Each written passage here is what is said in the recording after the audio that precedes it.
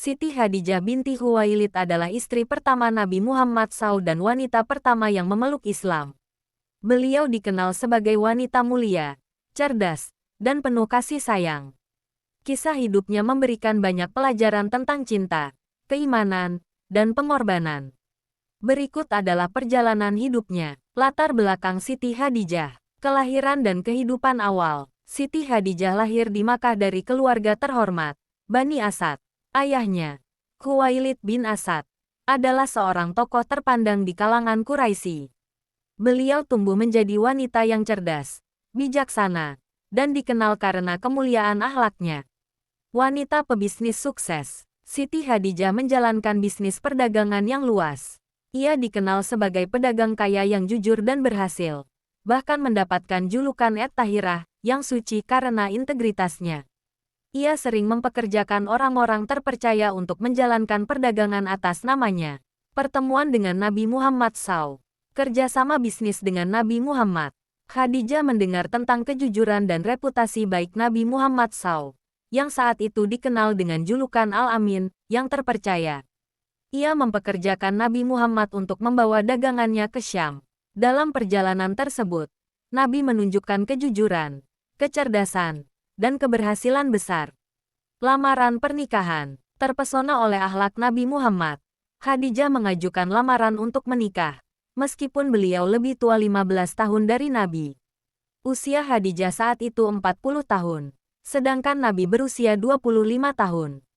Mereka menikah dalam sebuah pernikahan sederhana yang diberkahi. Kehidupan bersama Nabi Muhammad, cinta dan dukungan yang luar biasa. Pernikahan Khadijah dengan Nabi Muhammad SAW penuh dengan cinta dan kesetiaan.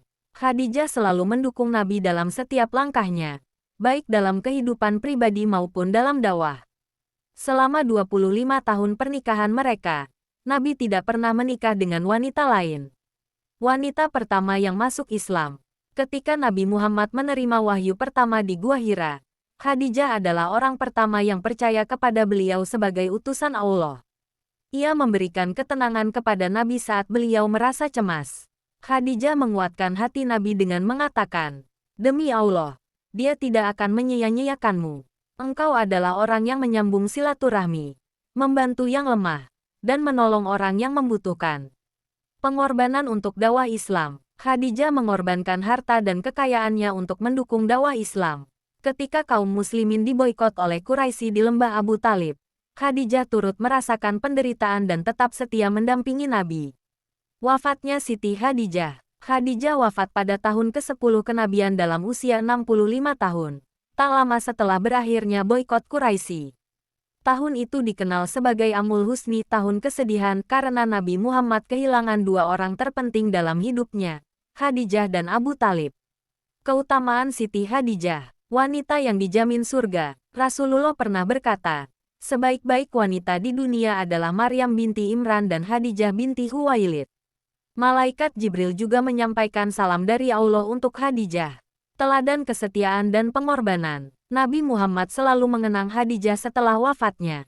Beliau sering menyebut-nyebut kebaikannya, bahkan membuat Aisyah merasa cemburu.